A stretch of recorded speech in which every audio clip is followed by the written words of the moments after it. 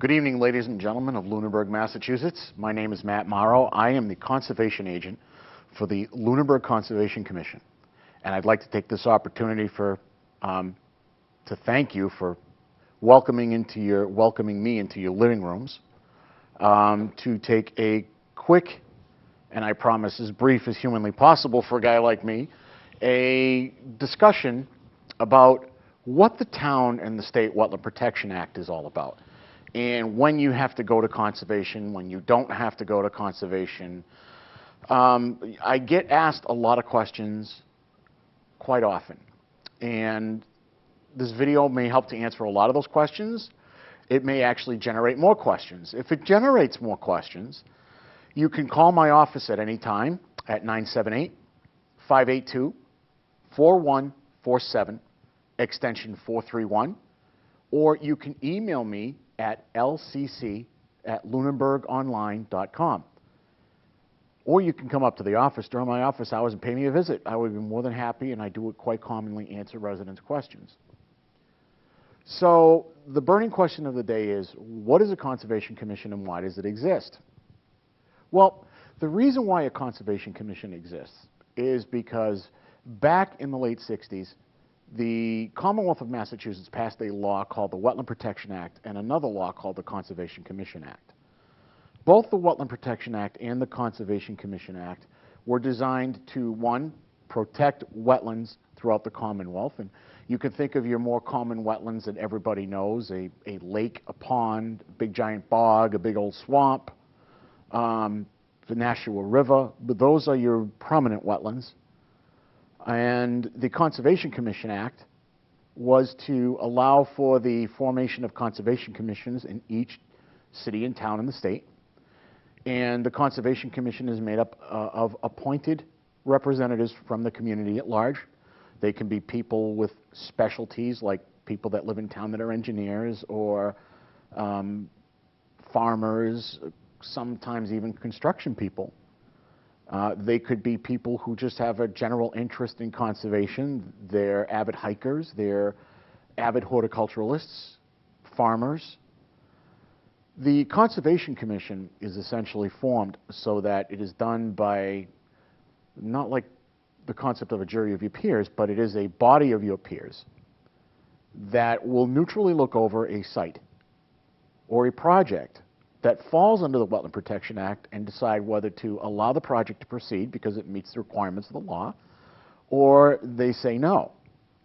And it's very rare that a Conservation Commission says no. Essentially, in order for them to say no, you have to present them with a plan that totally doesn't meet any of the laws or local, state, or federal regulations, and you're unwilling to change it. At that point, people have the right to appeal it. But let me tell you a little bit about wetlands to begin with before we keep going into this process. Now, I talked about the more prominent wetlands. You have the Nashua River. You have the generous amount of lakes that we are blessed with. For example, Hickory Hills, Lake Shirley, Whalum. Those are very prominent wetlands. Large swamps, such as what you see off Mass Ave when you're heading down 2A. Those are very prominent wetlands. I call them prominent wetlands because they're the type that people will look at and, even without a specialized background like mine, and say, oh, there's a wetland. It's a very obvious one. But I bet what a lot of people didn't know is that there are wetlands that you might not see that are actually there because they're designated by special protection from the town. And wetlands basically form by water settling into an area, and you wind up getting the specific type of plants you like to see, the specific type of ferns and cattails and red maple trees, and sometimes you get, green ash trees. And those are the types of areas that you can see very readily. There are ground-based wetlands that are isolated, meaning that they're just a little pocket, and they may have some grasses that are harder for people to notice as a wetlands grass, that when you wind up digging the soil, you'd find basically that the soil always stays a dark or a gray mud as you keep digging down. That would indicate a wetlands type soil. If it turns really light and it's all gravelly, well then it's not part of a wetland system. So essentially, the town has a local protective wetlands bylaw that supplements the State Wetland Protection Act. And the State Wetland Protection Act essentially protects all of those prominent wetlands that we spoke of. Any streams, rivers, ponds, bogs, swamps, wet meadows. Those are the types of wetlands that the state law protects. The local bylaw protects the smaller, isolated type of wetlands that are a lot harder to see. The commission takes training classes that professional organizations give out in order for them to see. Many of you often come to the office and ask me, when do I need to file with conservation and why do I need to file with conservation? Well, the state law and the local bylaw are pretty similar in respect that if you're going to do any type of earthwork or any type of alteration of the land within 100 feet of the boundary of those wetlands, then you have to come to conservation.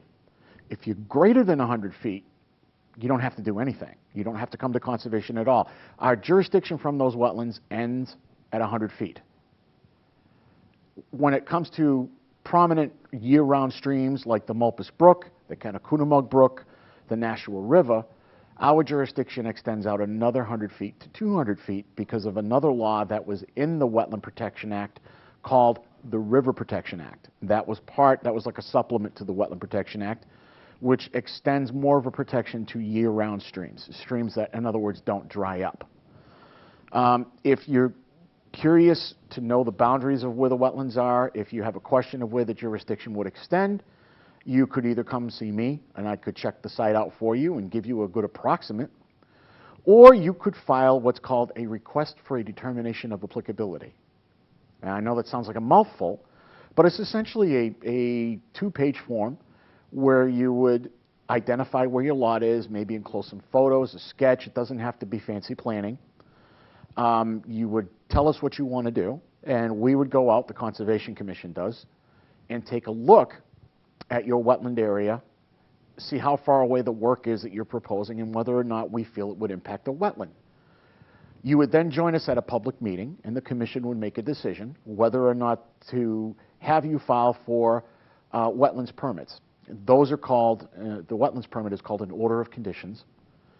And if they decide you're going to file because you do impact the wetlands, they will give you what's called a positive determination, meaning they feel that you're going to impact the wetlands with your work, or they will give you what's called a negative determination, meaning that, well, one of two things. One, you're not going to impact the wetlands with your proposed work, or two, you're out of their jurisdiction, and they will let you know either way. There's a form that we would generate to let you know the details of that. So what would happen at that point if you're required to file a notice of intent, which is the actual form you would file for a permit? Well, in that case, in a lot of cases, you would, the work would be so complex, or complex enough, that we would have to require an engineered plan be done. And you would hire a civil engineer. Civil engineer would have the specific lines demarcated of the wetlands. They would measure out the 100-foot jurisdiction. They would outline what work is within our jurisdiction. They would file for a public hearing. You would have to notify your abutters. That would be your abutters you could get obtained from a list from the assessor's office. They would give you a list. You would notify them by certificate of mail. And you would then go to the public meeting, which would be scheduled by the office. We have to hear any petition you file within 21 days of your filing. That is the law. So if you file a piece of paperwork with us, we will hear your petition or your request for a permit within 21 days, within 3 weeks. The commission would meet, go over the project with you. If it decides it needs more information, the commission will ask you for it, which they are entitled to, and then you would continue the hearing, and we'd work things out with you until we decide to issue the permit, which is called an order of conditions. What single-family residences, what aren't businesses, what we normally get applied for are things like septic systems, which you have to hire, an engineer for anyway. So we would commonly get septic systems, additions, garage additions, anything like that within 100 feet of a wetland. We are likely to require the notice of intent, and you're going to have some type of engineering work done in order to do the addition. Things that we normally don't ask for as far as any forms at all are things that are exempt under the law, which is a very small list. So my recommendation is to come to the office to talk to me or send me an email to find out if you meet any exemption criteria. But the forms that we would issue at this point would be called an order of conditions. Your order of conditions is a permit. You take that permit, you record it on your deed, you proceed with your work. We come down and we inspect it occasionally, just like the building inspector does. Now, I know it sounds like a complicated process. Yes, there can be some expense to it, but these are the common projects that we regulate. Other projects that we regulate that aren't very common but aren't unheard of either are lake management plans, for example. The Lake Shirley Association, the Hickory Hills Group, they normally come to us with lake management plans, which we work out with them at public meetings. They do file the notice of intent documentations, but their planning is a lot more difficult and a lot more sensitive than the normal, say, planning for a septic system. The reason being is they have to take a lot of different things into account. They have to take effect on people's properties, effect on people's private water supplies, the effect on any type of management of the lake they do that could impact fish life, wildlife, plant life, anything that is desirable to keep. The benefits of good planning with your Conservation Commission are, number one, you meet the law. But most importantly, it also ensures a high-quality water that's safe for fishing, safe for swimming, safe for boating. It keeps property values going. Everybody winds up benefiting, the environment especially. So, with all this in mind, and I know I've said a lot, how does this affect you personally, you who's watching this right now? Well, it affects you personally because people often say to me, well, it's my land, I can do what I want with it, right? Well, in a sense, I can understand the feeling that way, but these laws are in existence for the public interest. So what I'm asking is that if you look out your window and you see an area that has the potential to be a wetland, or you know to be a wetland, I ask you to please contact the office at 978-582-4147, extension 431, and give me a call. I'll be myself or the Conservation Commission would be more than happy to come out to your property, take a look at it, make sure that you either have to file or you don't have to file. It's a responsibility on all of us to make sure that the environment, the world around us, our property values, everything benefits by making sure that the environment is protected and everything is kept clean. We've seen the effects of not regarding the environment, such as the drinking water situation in Flint, the problems we had with the GE plants and groundwater contamination, even the issues with fracking and flames coming out of people's faucets. This is what happens if you're not careful. And these are the types of things these laws look to avoid.